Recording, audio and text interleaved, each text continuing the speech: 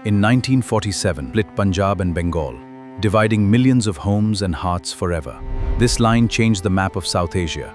আগের পর্বে আমরা জেনেছি কিভাবে শ্যামাপ্রসাদ মুখার্জি একজন মেধাবী ছাত্র থেকে একজন রাজনৈতিক নেতায় পরিণত হন। আজকের পর্বে আমরা জানব স্বাধীন ভারতের রাজনীতিতে তার ভূমিকা সম্পর্কে।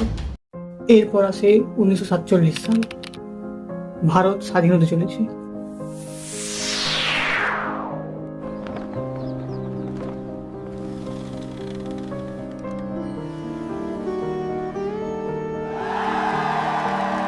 কিন্তু বাংলার ভাগ্য তখনও অনিশ্চিত।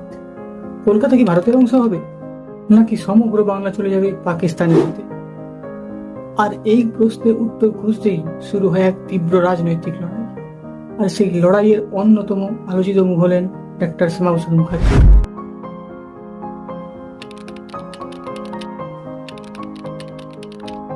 যাই হোক, শিক্ষাক্ষেত্রে সাফল্যের পর তিনি ধীরে ধীরে পূর্ণ সময়ের রাজনীতিতে মনোনিবেশ করেন এবং 1930-এর দশকের শেষ দিকে তিনি বঙ্গীয় রাজনীতিতে আরো সক্রিয় হয়ে ওঠেন।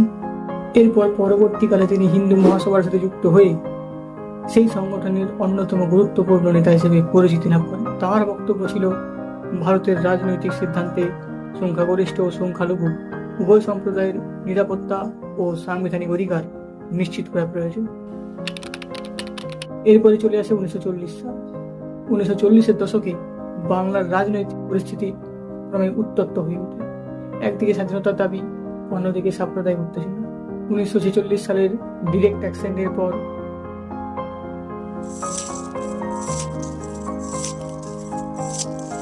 কলকাতা সহ বিভিন্ন জায়গায় ভয়াবহ দাঙ্গা ছড়িয়ে পড়ে। হাজার হাজার মানুষ প্রাণ হারান এবং লক্ষ লক্ষ মানুষ বাস্তুচ্যুত হন বা ঘর ছাড়া হন। আর যা ছিল বাংলার ইতিহাসের এক কালো অধ্যায়। আর এই ঘটনার পরেই বাংলার ভবিষ্যৎ নিয়ে নতুন করে জল্পনা শুরু হয়। আর এই সময় ডক্টর শ্যামাপ্রসাদ মুখার্জি পশ্চিম বাংলাকে ভারতের অংশ হওয়ার পক্ষে প্রকাশ্যে প্রচার শুরু করেন। তার যুক্তি ছিল, দেশ যদি ধর্মের ভিত্তিতেই ভাগ হয়, তাহলে হিন্দু অধ্যুষিত পশ্চিমাঞ্চল ভারতের অংশ হওয়া উচিত। তিনি বিভিন্ন সভা, স্মারকলিপি এবং বিভিন্ন রাজনৈতিক আলোচনার মাধ্যমে এই দাবিটি তুলে ধরেন। তবে একই সময়ে অনেক রাজনৈতিক নেতা এবং সংগঠন অবিভক্ত বাংলার পক্ষেও মত প্রকাশ করেছিল। ফলে বাংলার ভবিষ্যৎ নিয়ে আরও নতুন করে এক তীব্র মতবিরোধের সৃষ্টি হয়েছিল। এরপর 1947 সালে ব্রিটিশ শাসনের অবসান ঘটে এবং ভারত ও পাকিস্তান দুটি স্বাধীন রাষ্ট্রের জন্ম হয়। In 1947, split Punjab and Bengal, dividing millions of homes and hearts forever. This line changed the map of South Asia. এবং বাংলা বিভক্ত হয়। পশ্চিমবঙ্গ আসে ভারতের অংশে এবং পূর্ববঙ্গ চলে যায় পাকিস্তানের অংশে, যা পরবর্তীকালে স্বাধীন বাংলাদেশ নামে পরিচিতি লাভ করে। ঐতিহাসিকদের একাংশ মনে করেন, পশ্চিমবঙ্গ ভারতের অন্তর্ভুক্ত হওয়ার পক্ষে জনমত গঠন করা বিভিন্ন রাজনৈতিক প্রচারে ডক্টর শ্যামাপ্রসাদ মুখার্জির গুরুত্বপূর্ণ ভূমিকা ছিল। অন্যদিকে বহু গবেষক মনে করেন, চূড়ান্ত সিদ্ধান্তে ব্রিটিশ প্রশাসন, সীমান্ত কমিশন, বিভিন্ন রাজনৈতিক দল এবং সমসাময়িক পরিস্থিতিও সমানভাবে প্রভাব ফেলেছিল। এই কারণে পশ্চিমবঙ্গ ভারতের অংশ হওয়ার পক্ষে তার ভূমিকা নিয়ে ভিন্ন ঐতিহাসিকদের মধ্যে ভিন্ন ব্যাখ্যা রয়েছে। ভারত স্বাধীন হয় এবং স্বাধীন ভারতের প্রথম প্রধানমন্ত্রী হন ডক্টর জওহরলাল নেহরু। ডক্টর জওহরলাল নেহরু দেশের প্রথম মন্ত্রিসভার আয়োজন করেন, আর সেই মন্ত্রিসভায় শিল্প ও সরবরাহ মন্ত্রী হিসেবে যোগদান করেন ডক্টর শ্যামাপ্রসাদ মুখার্জি। স্বাধীনতার পর দেশে শিল্পোন্নয়ন, উৎপাদন এবং পুনর্গঠনের কাজে তিনি অংশ নেন। নতুন রাষ্ট্রের প্রশাসনিক কাঠামো গড়ে তোলার সময় এই দায়িত্ব ছিল অত্যন্ত গুরুত্বপূর্ণ। কিন্তু সময়ের সাথে সাথে নেহরু সরকারের সাথে তার মতপার্থক্য ক্রমশ বাড়তে থাকে।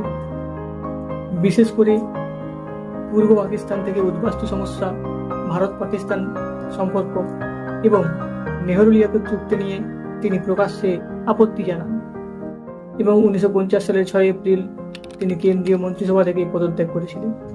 আর এই সিদ্ধান্তই তার রাজনৈতিক জীবনের এক নতুন অধ্যায়ের সূচনা করে।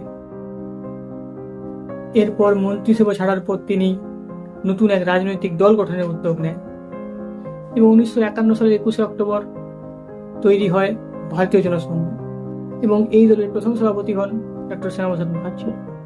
পরবর্তীকালে এই দলই বিভিন্ন রাজনৈতিক পরিবর্তনের মাধ্যমে ভারতের অন্যতম প্রধান রাজনৈতিক দল ভারতীয় জনতা পার্টির পূর্বসূরি হিসেবে পরিচিতি লাভ করে। একজন শিক্ষাবিদ, একজন সফল আইনজীবী, একজন মন্ত্রী এবং তারপর একটি স্বাধীন রাজনৈতিক দলের প্রতিষ্ঠাতা।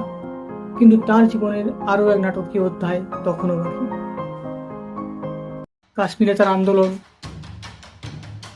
তার গ্রেপ্তার এবং 1953 সালের সেই রহস্যময় মৃত্যু, সত্যি কি ঘটেছিল সেই উত্তরই আমরা খুঁজব আমাদের পরবর্তী অর্থাৎ এই ডকুমেন্টারির শেষ পর্বে।